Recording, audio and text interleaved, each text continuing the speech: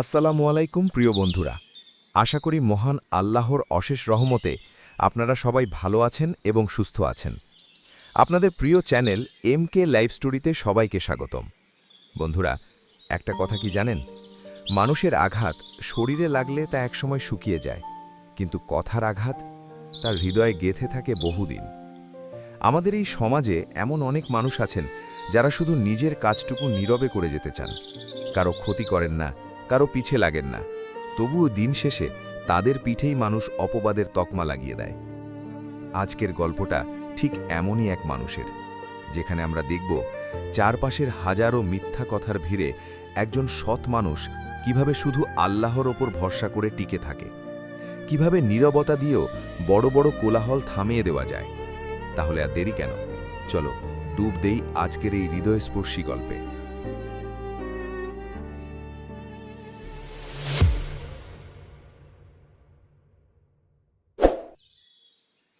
কুয়াশা মাখা গ্রাম। গল্পটা যে গ্রামের, তার নামটা হয়তো কোনো মানচিত্রে খুঁজে পাওয়া যাবে না, কিন্তু মানচিত্রে নাম না থাকলেও এই গ্রামটা জীবন্ত, ঠিক আপনার আমার চেনা গ্রামের মতোই।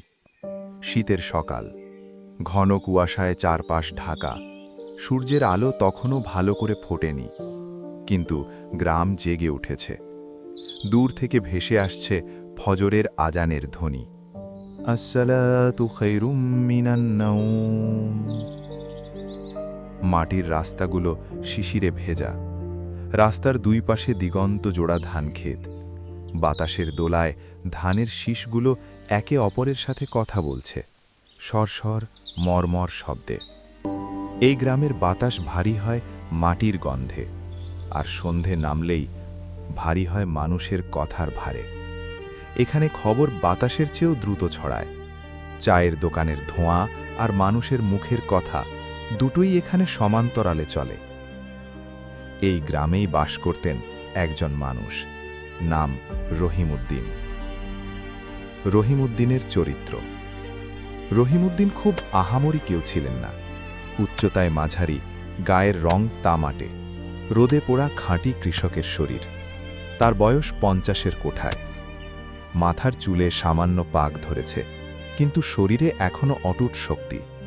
পরনে থাকে একটা সাধারণ লুঙ্গি আর ফতুয়া। রহিম ধনী ছিলেন না, আবার তাকে ঠিক গরিবও বলা চলে না।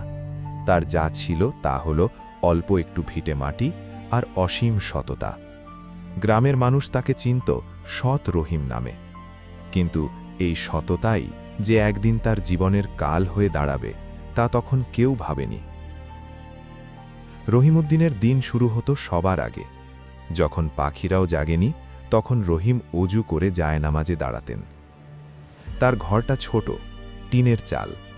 ফজরের নামাজ শেষে তিনি দুহাত তুলতেন, খুব ফিসফিস করে, যেন নিজের কানেই শুধু শোনা যায় এমন স্বরে বলতেন, হে আল্লাহ, আমাকে দুনিয়ার কারো কাছে ছোট করো না, আর আমাকে এমন ক্ষমতা দিও না যা দিয়ে আমি কাউকে কষ্ট দেব। আমার রিজিকে বরকত দিও, আর আমাকে সরল পথে রেখো। এই দোয়াটা ছিল তার প্রতিদিনের রুটিন। এরপর তিনি বেরিয়ে পড়তেন, হাতে কাস্তে, গামছায় কাঁধে।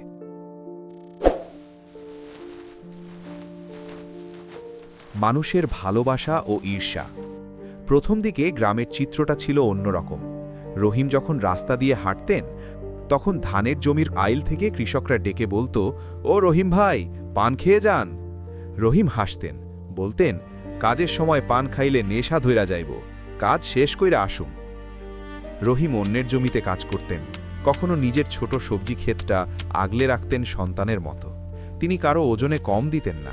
হাটে যখন তিনি সবজি নিয়ে বসতেন, তখন তার পাল্লা কখনো নড়বড় করত না। একটা পচা বেগুনও তিনি টাকার লোভে গছিয়ে দিতেন না। সবাই বলতো, রহিমের মতো মানুষ হয় না। কিন্তু সমস্যা হলো, গ্রামের কিছু মানুষের স্বভাবই এমন, বেশি ভালো তারা সহ্য করতে পারে না। আলোর নিচে যেমন অন্ধকার থাকে, তেমনি সুখ্যাতির নিচেই লুকিয়ে থাকে ঈর্ষা।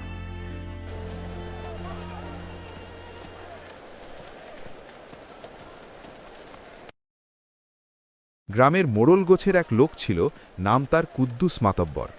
মাতব্বরের টাকার অভাব নেই, কিন্তু মনে শান্তি নেই। তার ক্ষেতের ফসল পোকা খায়, কিন্তু রহিমের ক্ষেত থাকে সবুজ। মাতব্বর সুদের কারবার করে, মানুষকে ঠকায়, তাই রহিমের এই সততা তার চোখে কাঁটার মতো বিদ্ধ। একদিন মাতব্বর তার সাগরেদদের বলল, রহিম মিয়াকে দেখছিস, বড় বেশি ভালো সাজে, তলে তলে কি করে কে জানে, এত ভালো মানুষ কি এই জমানায় আছে? ব্যাস, আগুনের ফুলকিটা ঠিক জায়গায় পড়ল। গুজবের বিস্তার। গ্রামের চায়ের দোকান, নুরুমিয়ার দোকানটা হলো খবরের কারখানা। বিকেলবেলা ধোঁয়া ওঠা চায়ের কাপ হাতে মানুষ আড্ডা দিচ্ছে, সেখানেই শুরু হলো ফিসফিসানি।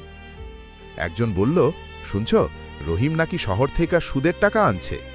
অন্যজন চোখ কপালে তুলে বলল, কও কি, রহিম তো নামাজি লোক, সে সুদ খাইব। তৃতীয়জন বিজ্ঞের মতো মাথা নেড়ে বলল, আরে ভাই, মানুষের মন কি চেনা যায়? দেখ না, হঠাৎ কইরা তার ক্ষেতের চেহারা ফিরল কেমনে, নিশ্চয়ই তলে তলে কোনো 2 নাম্বারই আছে, নামাজ তো লোক দেখানোও হইতে পারে। কথাটা বাতাসের বেগে ছড়াতে লাগল। রহিম সুদের কারবার করে, রহিম আসলে ভণ্ড, রহিম তলে তলে জমি দখলের ফন্দি আচ্ছে। মিথ্যা যখন বারবার বলা হয়, তখন তা সত্যের চেয়েও শক্তিশালী মনে হয়। গ্রামের সহজ সরল মানুষগুলো এই মিথ্যাটাকেই বিশ্বাস করতে শুরু করল।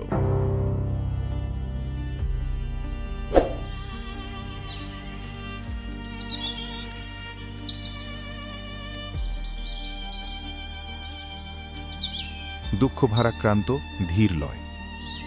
কয়েক সপ্তাহ পর রহিম কিছুই জানেন না। তিনি প্রতিদিনের মতো হাটে গেলেন সবজি নিয়ে। অন্যদিন যেখানে তার সবজি সবার আগে বিক্রি হতো, আজ সেখানে কেউ ভিড়ছে না।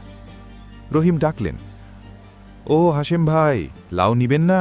টাটকা লাউ। হাশেম ভাই মুখ ঘুরিয়ে চলে গেলেন।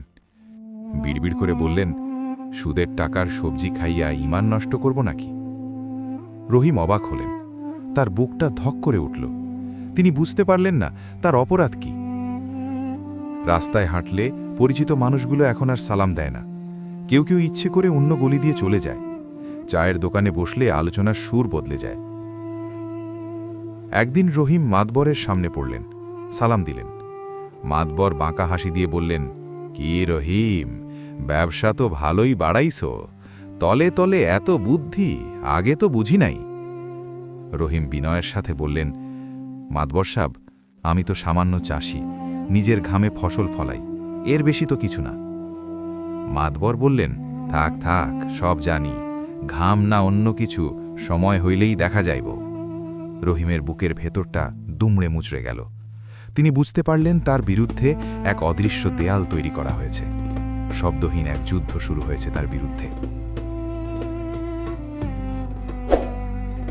রহিমের স্ত্রী আমেনা, সহজ সরল গৃহবধূ। বাইরের ঝড় যে ঘরের দরজায় এসে ধাক্কা দিয়েছে তা সে বুঝতে পারছিল। রাতে ভাত খেতে বসেছে রহিম, পাতে সামান্য ডাল আর ভাজি। আমেনা ভাতের প্লেটে হাত দিয়ে চুপ করে বসে আছে। রহিম জিজ্ঞেস করলেন, কি হয়েছে বউ, খাইতেছ না কেন? আমেনা নিচু গলায় বলল, আজকে পুকুর ঘাটে মহিলারা অনেক কথা বলতেছিল। রহিম খাওয়া থামিয়ে দিলেন। কি কথা? তারা বলে, তুমি নাকি হারাম পথে টাকা কামাও, তুমি নাকি মানুষকে ঠকাইতেছ। আমিনার গলা ধরে এলো। ওরা আমাকেও কথা শোনায়, বলে ভণ্ডের বউ। রহিম দীর্ঘশ্বাস ফেললেন। সেই দীর্ঘশ্বাসে যেন 1000 বছরের ক্লান্তি। তিনি স্ত্রীর হাতের ওপর হাত রাখলেন, বললেন, আমেনা, তুমি আমাকে বিশ্বাস করো? আমেনা চোখের পানি মুছে বলল, করি। আমি জানি তুমি একটা সুতাও বিনা হকে নাও না। তবে আর চিন্তা করো না, মানুষ যা বলে বলুক, আল্লাহ তো দেখছেন, তিনি তো জানেন আমি কেমন। আমার রিজিকে যদি হারাম না থাকে, তবে কেউ আমাকে ভাতে মারতে পারবে না। সেদিন রাতে রহিম ঘুমাতে পারলেন না। টিনের চালে শিশির পড়ার টুকটুক শব্দ। তিনি উঠে অজু করলেন, তাহাজ্জুদের নামাজে দাঁড়ালেন। সেদিন তার দোয়া ছোট ছিল না। তিনি সিজদায় গিয়ে কেঁদে ফেললেন। মানুষের দেওয়া অপমান পাথরের মতো তার বুকে চেপে বসেছিল। তিনি ফিসফিস করে বললেন, হে মালিক, আমি জানি না মানুষের মুখ বন্ধ করার দোয়া কি। আমি মানুষের সাথে ঝগড়া করতে পারবো না, কাউকে গালি দিতে পারবো না। তুমি শুধু আমার ধৈর্য বাড়িয়ে দাও, তুমি আমাকে সত্যের ওপর অটল রাখো।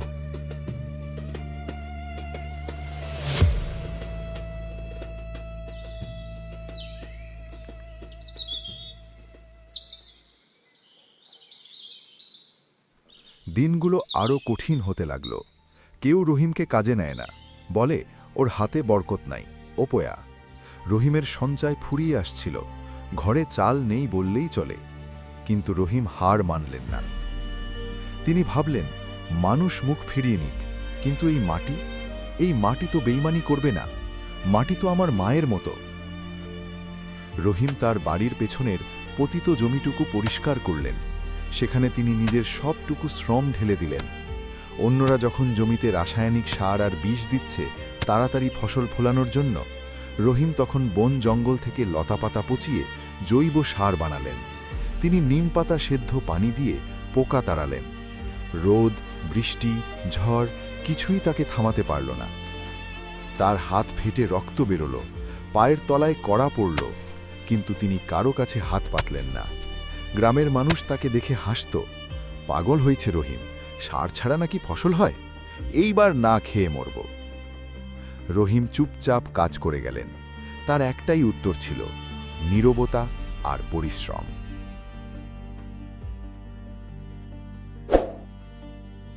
1 বছর গেল, 2 বছর গেল। হঠাৎ গ্রামে এক অদ্ভুত রোগ দেখা দিল। মাতাব্বর আর অন্য চাষিদের ক্ষেতের সবজি খেয়ে মানুষের পেটে পীড়া হতে লাগল।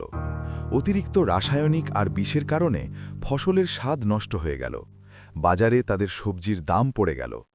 অন্যদিকে রহিমের ক্ষেত তখন সবুজে ভরে গেছে। তার লাউগুলো যেমন বড় তেমনি মিষ্টি, তার বেগুন, পালং শাক সব যেন জীবন্ত, কোনো বিষ নেই, একদম খাঁটি।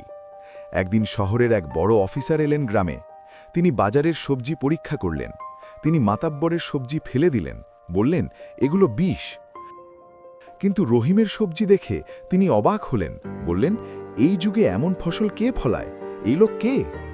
গ্রামের মানুষ দেখল শহরের বড় বড় গাড়ি এসে রহিমের সবজি নিয়ে যাচ্ছে। রহিমের সবজির দাম এখন দ্বিগুণ। শুধু তাই নয়, যারা রহিমের সবজি খাচ্ছে তারা বলছে অনেক দিন পর আসল স্বাদ পেলাম। বাতাস আবার ঘুরল। যারা বলতো রহিম ভণ্ড, তারা এখন বলতে শুরু করল, না রে, রহিমই আসল কাজটা করছে। আমরাই ভুলছিলাম, ওর সবজিতে বিষ নেই, ওর মনেও বিষ নেই। The produce has arrived.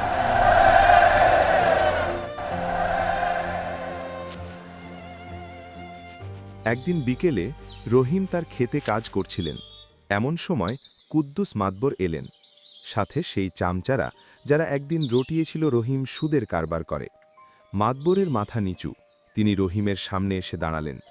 রহিম কাজ থামিয়ে হাসিমুখে বললেন, আসসালামু আলাইকুম মাতবর সাব, শরীর ভালো? মাতবর আমতা আমতা করে বললেন, রহিম ভাই, শরীর ভালো কিন্তু মনটা ভালো না। আমি বড় ভুল করছি, মানুষের কথায় কান দিয়া তোমারে অনেক কষ্ট দিছি, আমারে মাফ কইরা দিও। রহিম হাতের মাটি ছেড়ে মাতবরের হাত ধরলেন। তার চোখে কোনো রাগ নেই, কোনো ঘৃণা নেই। তিনি বললেন, মাতবর সাব, মাফ করার মালিক আল্লাহ, আর মানুষ তো ভুল করেই। আপনারা যা বলছেন তাতে আমার লাভই হয়েছে। আমি আল্লাহর ওপর ভরসা করা শিখছি, আমার কোনো দুঃখ নাই। রহিম কাউকে অপমান করলেন না, কাউকে পুরনো কথা মনে করিয়ে খোটা দিলেন না। তিনি জানতেন প্রতিশোধ নিয়ে শত্রুতা বাড়ানো যায়, কিন্তু ক্ষমা দিয়ে মন জয় করা যায়। আজ রহিমউদ্দিন গ্রামের সম্মানিত মানুষ। তিনি খুব বড়লোক হননি, কিন্তু তার ঘরে অভাব নেই।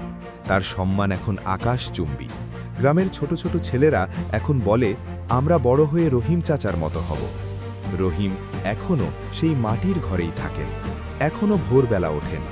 ফজরের নামাজ শেষে জানালার ফাঁক দিয়ে যখন ভোরের প্রথম আলো তার জায়নামাজে পড়ে, তিনি তখনও সেই একই দোয়া করেন, হে আল্লাহ, মানুষ যাই বলুক, প্রশংসা করুক বা নিন্দা করুক, তুমি আমাকে ছেড়ে যেও না, আমাকে অহংকারী হতে দিও না। শেষ কথা, প্রিয় শ্রোতা, এই গল্পটা শুধু রহিমের একার নয়। আমাদের চারপাশে এমন অনেক রহিম আছেন যারা সৎ পথে চলতে চান, কিন্তু আমাদের সমাজের কিছু মানুষের অকারণ সমালোচনা, গীবত আর হিংসা তাদের জীবনকে বিষিয়ে তোলে। মনে রাখবেন, কথার আঘাত তলোয়ারের আঘাতের চেয়েও ধারালো।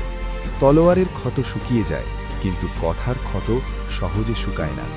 তবে রহিমের জীবন আমাদের শেখায় মানুষের মুখ হয়তো বন্ধ করা যায় না, কিন্তু নিজের কাজ আর সততা দিয়ে ভাগ্য বদলানো যায়। সত্যের পথ পিছলি হতে পারে, কিন্তু গন্তব্য সবসময় সুন্দর।